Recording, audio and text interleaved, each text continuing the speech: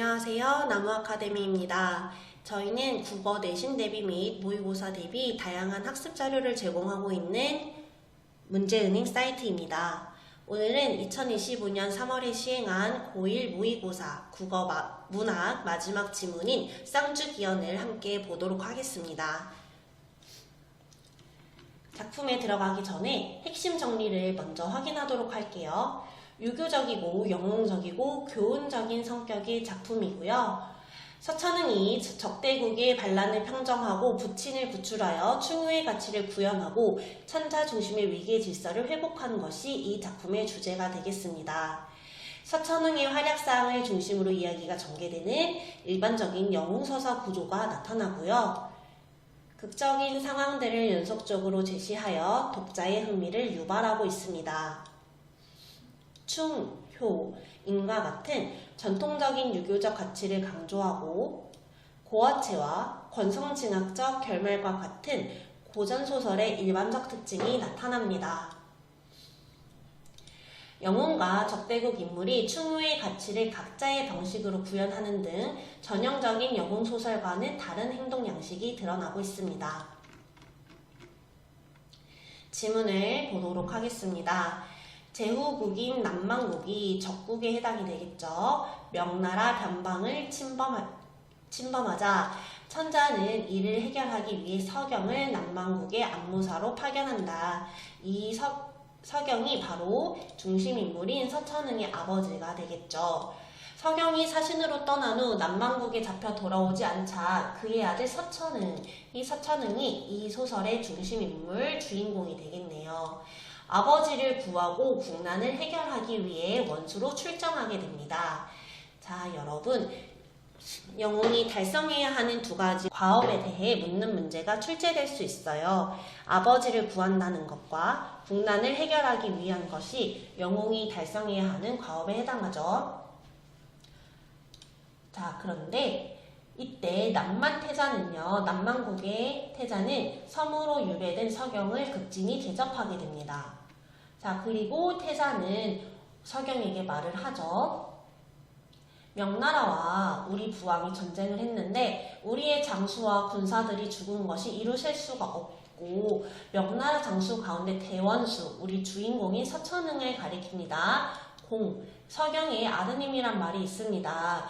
부왕께서 이를 아시고 대인, 당신을 군중에 데려다 볼모로 삼아 아드님으로 하여금 귀순하게 하고자 하시나이다. 만왕의 대응이 되겠죠. 명나라 만왕이요. 그래서 소자 자신이 대인을 군중으로 데려오라고 명하셨지만 아무리 부왕의 명이라도 제가 이를 차마 행하지 못하오리다.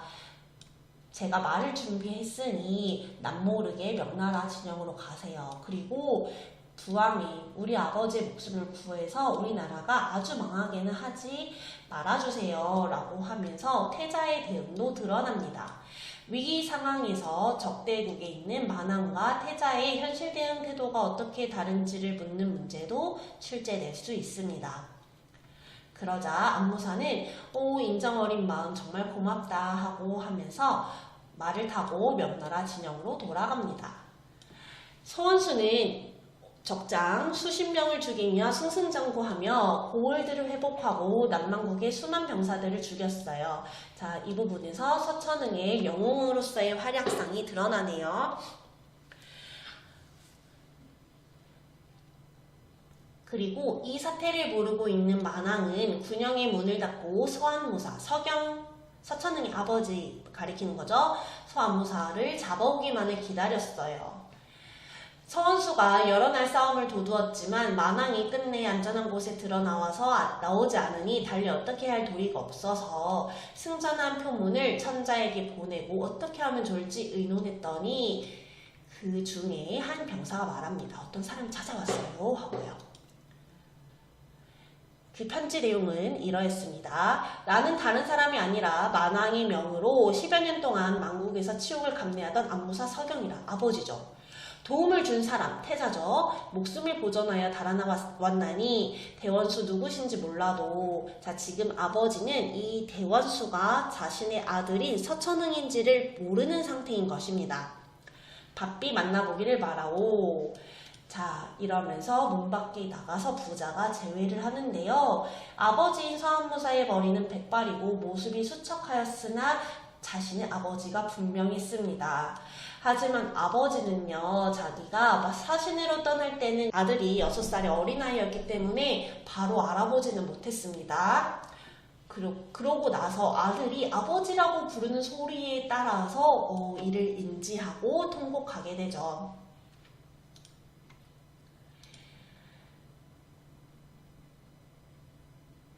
이때 남만의 태자가 서한무사를 보낸 뒤 곡승상과 의논했습니다. 어떻게 하면 좋을지 의논을 하는데 우리 아군이 우리나라가 반드시 패할 것이오. 그 서원수가 정말 제갈량에 버금갈 정도로 대단하다. 우리는 이길 수 없다. 이 때문에 내가 서한무사를 살려보내어 은혜를 끼친 것이라고 내가 일부러 풀어준 것이다 라고 언급을 하죠. 서한무사는 인자하고 후덕한 어른이기 때문에 그리고 서원수는 충성하고 효성스러운 군자이니 이 둘이 필시 우리 아버지를 구해줄 것이요 라고 이야기를 합니다. 그리고 만왕도 사로잡히고 태자는 목 놓아 슬프게 울죠. 아유 아버지, 부왕께서 내 말을 듣지 않으시더니 이 봉변을 당하신 것은 구군이 불행함이로다 하면서 웁니다. 하고 이 태자는 항복 문서를 직접 쓰고서는 올렸어요. 엉금엉금 기어가서 올렸고요. 이러한 태자의 태도를 보고요. 서원수의 생각도 드러납니다. 언사가 부드럽고 온화한 데다 기상이 활달하여 아닌 게 아니라 정말로 천승의 국왕다움이 외모에 나타나는지라 왕의 감이라는 거죠. 태자가요. 지혜롭고 되게 온화한 인상을 주나봐요. 만악의 제약은 천벌을 면하기 어렵고 내가 또한 남만의 씨 하나라도 남기지 않아 후세 사람의 근심이 없도록 하려 했었는데 너네 나라를 싹 다 멸하려고 했는데 그래 태자를 보니 하늘이 오히려 남만에게 복을 주셨구나 라고 합니다. 그러면서 태자를 만왕에 봉하게 되죠. 천자께 아랠 거고요. 마당의 목숨을 구할 것이로다. 그리고 즉시 군대를 돌이킬 것이니 그대는 왕이 되어서 어진 사람을 얻어 남만의 백성을 살피고 어루만져 다른 근심이 없게 하세요 라고 이야기를 합니다. 그리고 태자도 생각을 하죠. 서한무사가 제일로 알았는데 아들이 더 낫네 라고 판단을 합니다. 서원수가 풀문을 올렸습니다. 만왕을 사로잡고 남만의 태자가 기순에 왔는데 태자는 인자한 데다 효성스러워 가히 남만의 왕이 될 만합니다. 자, 하지만 만왕은 어리석어서 죄를 용서하더라도 나란 일을 맡게 할 수 없으니 이 아들인 태자를 왕으로 봉해서 천자의 은혜에 감사하도록 하게 하자로 황제의 명 아뢰고 황제의 명을 기다렸다고 합니다. 이 부분에 대해서는 무너진 위계 질서를 바로잡고자 함을 알 수 있겠네요.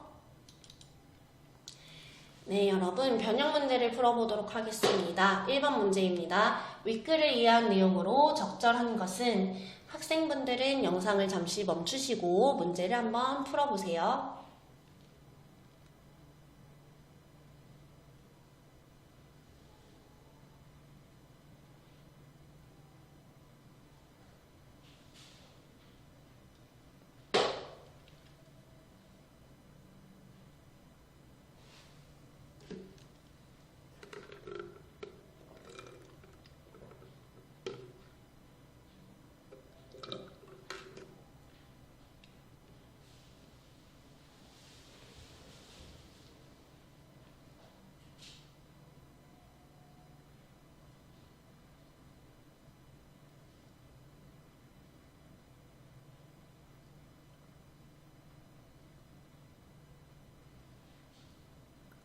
네, 문제를 모두 잘 풀어보셨나요? 정답은 몇 번일까요? 네, 2번입니다. 서안무사는 처음 서원수를 보았을 때는 서원수가 자신의 아들임을 알아보지 못했죠. 지문에서 지금은 엄연한 대장이니 부분을 한번 찾아볼게요. 이 부분이네요. 자, 지금은 엄연한 대장이니 어찌 알아보리오? 라는 부분을 통해서 서한모사가 서은수를 바로 아들로 인식하지 못했음을 확인할 수 있습니다. 아버지가 떠날 때는 아들이 6살이었거든요. 그런데 반대로 아들은 자신의 아버지인 서한모사를 바로 알아봤었죠. 해당 지문에 대한 영상은 오늘 여기까지 하도록 하겠습니다. 다른 자료와 분석은 저희 나눔 아카데미 사이트에서 확인하실 수 있습니다. 감사합니다.